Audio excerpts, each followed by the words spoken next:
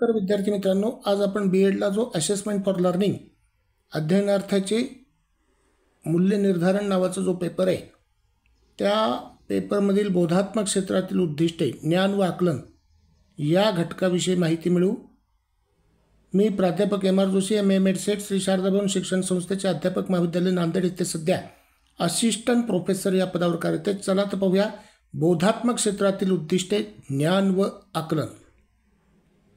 प्रस्तावनेमध्ये पहा, शिक्षण प्रक्रियेत उद्दिष्टांना फार महत्त्व असते। शैक्षणिक उद्दिष्टे म्हणजे विद्यार्थ्यांनी शिकण्यानंतर गाठावायची ठराविक शैक्षणिक पातळी होय। यामध्ये शिक्षक व विद्यार्थी या दोघांनाही दिशा मिळते। शैक्षणिक उद्दिष्टांचे वर्गीकरण करताना अमेरिकन शिक्षण तज्ञ बेंजामिन ब्लूम यांनी 1956 साली विकसित केलेल्या ब्लूम्स टॅक्सॉनॉमीला विशेष स्थान आहे। या वर्गीकरणात बोधात्मक क्षेत्र कॉग्निटिव्ह डोमेन यामध्ये पहिल्या दोन पातळ्या म्हणजे ज्ञान नॉलेज व आकलन अंडरस्टँडिंग किंवा कॉम्प्रेन्शन या आहेत। ज्ञान व आकलन या उद्दिष्टांचा योग्य वापर केल्यास शिक्षण अधिक परिणामकारक होते। ज्ञानाची परिभाषा पाहूया। ज्ञान म्हणजे विद्यार्थ्याच्या स्मरणशक्तीमध्ये साठवलेल्या माहितीचे तंतोतंत आठवण करून सांगण्याची क्षमता होय। यात विद्यार्थी शिकलेल्या गोष्टी जशाच्या तशा सांगत असतो। ज्ञान पातळीवर विद्यार्थी फक्त माहितीचे स्मरण करतो, त्यात बदल किंवा विश्लेषण करत नाही। ज्ञानाची वैशिष्ट्ये काय ती पाहूया। स्मरणशक्तीवर ज्ञान आधारित असते। फक्त तथ्ये संज्ञा सूत्रे नियम किंवा आकडे यांचा तंतोतंत पुनरुच्चार याच्यामध्ये असतो। काय ह्या प्रश्नाचे उत्तर त्या ठिकाणी मिळते। विचाराची पातळी मात्र कमी असते, लोअर ऑर्डर थिंकिंग। ज्ञान उद्दिष्टांची उदाहरणे पाहूया। दिलेल्या संज्ञेची व्याख्या सांगणे, एखाद्या गणिती सूत्राचे तंतोतंत पाठांतर, इतिहासातील घटना व त्याची दिनांक सांगणे, विज्ञानातील एखाद्या तत्वाचे नाव सांगणे, नकाशावर असलेल्या देशांची नावे सांगणे। ज्ञान उद्दिष्टांचे मापन करण्यासाठीची क्रियापदे आहेत सांगणे लिस्ट, नमूद करणे स्टेट, ओळखणे आयडेंटिफाय, आठवणे रिकॉल, नाव देणे नेम, दाखवणे शो। ज्ञान उद्दिष्टे साध्य करण्यासाठीची तंत्रे आहेत व्याख्यान लेक्चर, फ्लॅश कार्डचा वापर, पुनरावृत्ती, प्रश्नोत्तरे, नकाशे तक्ते व आकृत्या दाखवणे, क्विज कॉम्पिटिशन किंवा क्विज स्पर्धा। ज्ञानाचे शैक्षणिक महत्त्व आहे उच्च पातळीवरील विचार प्रक्रियेचा पाया। पुढील आकलन अनुप्रयोग विश्लेषण ह्यासाठी आवश्यक पृष्ठभूमी ज्ञानामुळे तयार होते।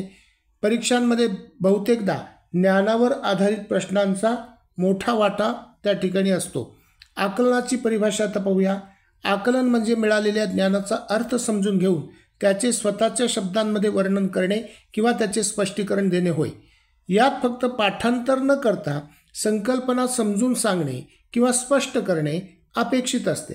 आकलनाची वैशिष्ट्ये आहेत ज्ञान पातळीपेक्षा एक पाऊल पुढे, शिकलेल्या गोष्टींचा अर्थ लावणे, स्वतःच्या शब्दात स्पष्टीकरण देणे, का किंवा कसे ह्या प्रश्नांची उत्तरे देणे, संकल्पनांचा सारांश तयार करणे। आकलन उद्दिष्टांची उदाहरणे आपण पाहू। एखाद्या विज्ञान प्रयोगाचे तत्व स्वतःच्या शब्दात सांगणे, साहित्य कृतीतील मुख्य आशयाचे वर्णन करणे, गणिती नियमांचे स्पष्टीकरण करणे, एखाद्या घटनेमागील कारणे सांगणे, माहितीचे रूपांतर तक्त्यात आलेखामध्ये किंवा आकृतीत करणे।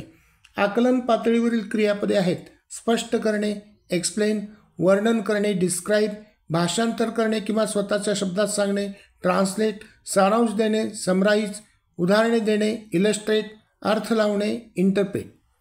आकलनाचे शैक्षणिक महत्त्व असे आहे की सखोल अध्ययनासाठी आवश्यक टप्पा, पाठांतरापेक्षा अधिक टिकणारे शिक्षण, नवीन ज्ञानाशी पूर्वज्ञानाची सांगड घालणे शक्य होते, समस्या सोडविण्याची क्षमता वाढवते। आकलन उद्दिष्ट साध्य करण्यासाठीची तंत्रे आहेत चर्चा डिस्कशन, संकल्पनांची उदाहरणासह मांडणी, ग्राफिक ऑर्गनायझर्सचा वापर किंवा कन्सेप्ट मॅप्स, गोष्टी सांगून संकल्पना स्पष्ट करणे, केस स्टडी मेथड।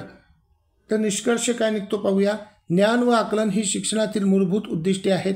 ज्ञान ही माहिती स्मरणात ठेवण्याची पातळी असून आकलन ही त्या माहितीचा अर्थ समजून घेण्याची पातळी आहे।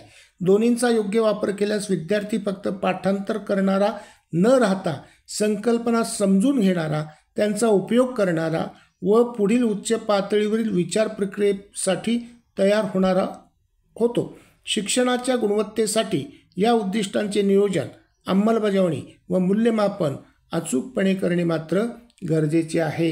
बेस्ट ऑफ लक। धन्यवाद। थँक्यू। सबस्क्राईब करा, शेअर करा।